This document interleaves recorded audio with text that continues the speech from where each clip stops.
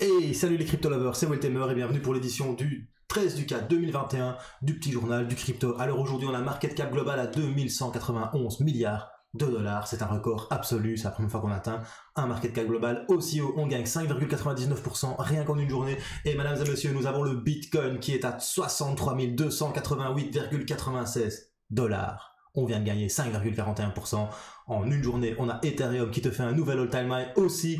Il suit Bitcoin, il est à 2305 dollars, il fait 8,19%. Derrière ça, il y a le Binance Coin, je t'en parlais hier. Attention, risque de correction, il corrige 2,78%, ça va, 559 dollars, c'est plutôt pas mal. Et puis en quatrième position, tu as le petit Ripple de mon Jean-Pierre Riffard. Souviens-toi, ça fait 4 semaines que je t'en parle et que je te dis, quand il va pumper et il va atteindre son dernier all-time high. On analysera ça après dans l'analyse technique.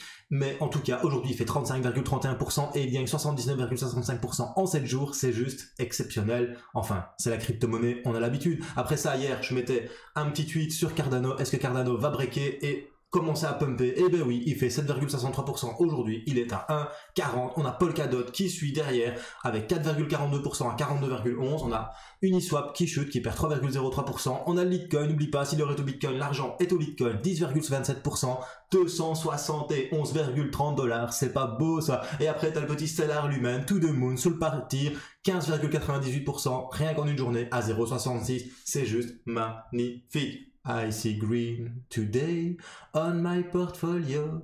I'm so happy, cryptocurrency. And I think to myself, what a wonderful world. Je la devais à quelqu'un, il m'a demandé de faire une petite chanson la prochaine fois qu'il y avait un petit pump et un nouvel all-time high. Alors on va regarder le top gagneur du jour. Ladies and gentlemen, nous avons bien évidemment le Ripple qui te fait un 35,44% derrière, suivi de Dogecoin qui te fait un 29,06% et le EOS qui te fait 14,64%. Il y a quand même Neutron 15,18%, 0x 15,49%, Bitcoin Sheet Vision 15,33%. En fait, les anciens coins qui sont là depuis longtemps ont la hype en ce moment. C'est To the Moon. Alors si tu es nouveau sur la chaîne, bienvenue à toi. N'hésite pas à t'abonner et d'actionner la petite cloche de notification pour rater aucun petit journal du crypto. Tu peux nous retrouver aussi sur Twitter et sur Facebook. Tu as les liens en description. Allez, c'est parti. Générique.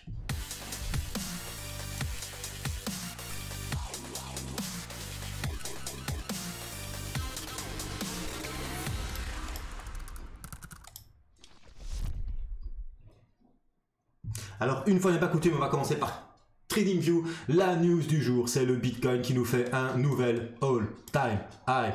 All-time high, ça veut dire le plus haut de tous les temps. Il nous fait un all-time high à 63 476 dollars et il continue de venir chercher. Il va essayer de continuer et de continuer. N'oublie pas, moi je te parle de ça depuis un petit moment. On va rejoindre peut-être ce biseau.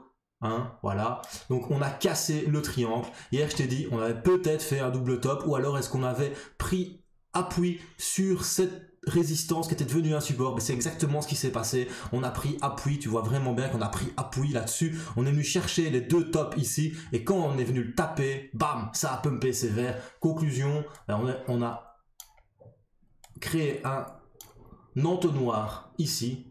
Ou alors, on peut dire que si on part de ce dernier haut et qu'on vient comme ça, on est en train de faire un petit biseau haussier. Mais bon, un biseau haussier, c'est jamais bon.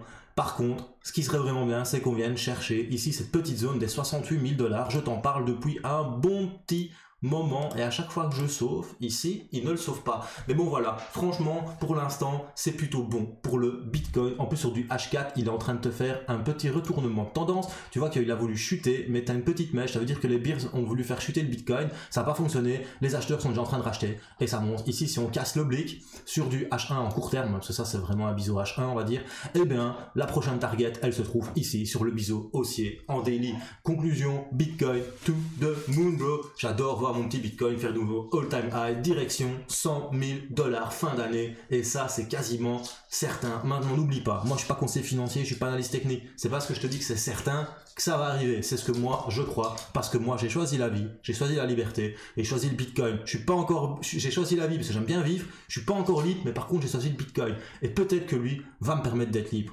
Conclusion, Bitcoin to the moon. On va continuer dans les analyses techniques. Ça fait un petit moment que je te parle du Ripple. Souviens-toi, je t'avais dit, on était sur un triangle À un moment donné, ici, on avait cassé, puis après on a stagné entre ce maximum et cette résistance qui était mise avec ces deux lignes. Puis après, on a eu la Triforce ici qui s'est alignée en rouge, orange, bleu. Et depuis, ça ne fait que monter. Et on vient petit à petit pumper, pumper, pumper. On a cassé ce dernier plus haut, on a cassé ce dernier plus haut. Si on se met en daily, tu vois bien que, ben, à part tous les derniers plus hauts ici, là, à 0,96 on l'a cassé, ici à 0,25 on l'a cassé, et là à 0,75 on l'a cassé. Conclusion, direction 3,31 $. On a encore une marge de 78,97%. Ça peut être beau, franchement. Moi je dis, Ripple, ben il m'a pas déçu. J'ai acheté à 0,40.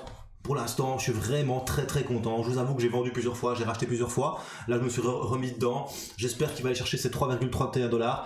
Maintenant, voilà, soyez prudents. Tout ce qui monte, descend. N'oubliez pas, c'est super important. Mais là, on est quand même dans un beau petit pump des familles. Ça fait super plaisir. On va regarder Cardano aussi. Cardano, j'en parlais hier.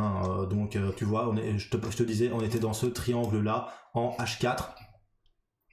Hop, tu vois bien, en petit pointillé, petit triangle. On a breaké, il y avait ce top-ci, ce top-là, ce top-ci. Donc il y avait 3 tops qui me confirmaient ma résistance droite. On l'a breaké, conclusion, to the moon. Un petit pump, cassure. Maintenant, on va venir chercher le all-time high à 1,47. Et après, j'espère qu'on va venir chercher les 2 $. Mais ça, c'est ce que j'espère. C'est peut-être pas ce qui va se produire encore une fois. Voilà, c'est tout pour les analyses techniques. Maintenant, on va quand même parler news. Alors, j'apprends que Orion, je t'en ai parlé, le protocole de liquidité qui avait intégré Cardano vient d'intégrer Polkadot, Ethereum. C'est juste exceptionnel parce que Orion, c'est vraiment une plateforme et un terminal qui est en dehors des blockchains, et c'est vraiment quelque chose de très très très bon pour Polkadot. Après ça, les analystes annoncent que demain, lorsque Coinbase va être listé sur le Nasdaq, il faut s'attendre à un méga pump des crypto-monnaies. Pourquoi? Parce que ça va donner de la légitimité aux crypto-monnaies. La première société crypto va rentrer dans le Nasdaq, à la bourse traditionnelle. Conclusion, des milliards de dollars des millions de dollars ou peut-être des milliards de dollars vont affluer vers l'action Coinbase. Est-ce qu'ils vont shorter vu le prix ou est-ce qu'ils vont le faire pumper? J'en ai aucune idée. Mais en tout cas, qu'est-ce que ça montre? Ça montre que les échanges crypto-monnaies ont de la valeur. C'est aussi pour ça que le BNB explose. Ça montre aux investisseurs, regarde, un échange crypto peut être listé sur le Nasdaq. Lequel sera le suivant? Est-ce que ce sera Binance? Est-ce que ce sera Uniswap? Est-ce que ça sera un coin ou un token d'un exchange décentralisé? Va savoir. Mais en tout cas, après Coinbase, ça m'étonnerait pas que Bitfinex ou Binance passent le pas. Conclusion, c'est peut-être pour ça aussi que le BNB explose en ce moment. Maintenant, il y avait le burn, bien évidemment. Alors, on apprend aussi que Polkadot et Cosmos se connectent par pourquoi ça c'est désolé, hop, par le MVP de Plasm et de Secret Network, et ça c'est quand même plutôt sympa. Donc la blockchain Polkadot et Cosmos, ce sont deux blockchains d'interopérabilité. Donc qu'est-ce que interopérabilité? Ça veut dire que c'est deux hubs, c'est deux ronds-points qui connectent toutes les blockchains ensemble et qui créent un tunnel où tu peux transférer de l'Ethereum vers la blockchain Bitcoin, du Bitcoin vers la blockchain Cardano, du Cardano vers une autre blockchain. Et on va dire que Cosmos et Polkadot, c'est le rond-point, et que toutes les routes qui rejoignent ce rond-point sont toutes les autres blockchains qui confluent vers Polkadot. Et maintenant, Polkadot, donc les deux ronds-points, Polkadot et Cosmos, se sont interconnectés. Conclusion, c'est vraiment une ultra bonne nouvelle pour l'écosystème, car maintenant on va pouvoir faire des transactions de blockchain vers blockchain, et ça c'est juste exceptionnel. Après ça, on apprend aussi que Ripple va être en ETP, donc un FNB si tu veux en français, un fonds négocié en bourse sur la bourse suisse SIX. Après Polkadot, après Ethereum, c'est au tour de Ripple. Conclusion, voilà aussi peut-être pourquoi le Ripple pump. Ça peut... C'est pas rien, un ETP sur la bourse SIX en Suisse. La bourse suisse, c'est la plus grosse, c'est la troisième plus grosse bourse européenne. Conclusion, c'est quand même très important. Donc une action ETP XRP représentera 40 tokens pour un total actuellement de $68.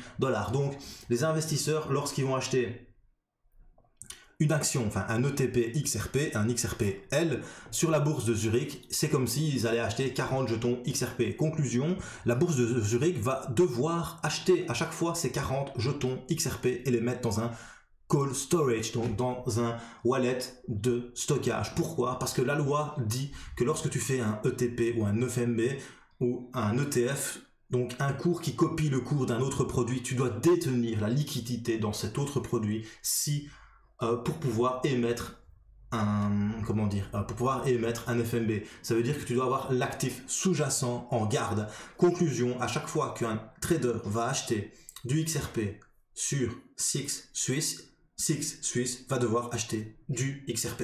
C'est peut-être aussi pour ça que XRP pump. Après ça, on l'a vu que Ethereum a atteint un nouveau record, et ceci en prévision du fork Berlin.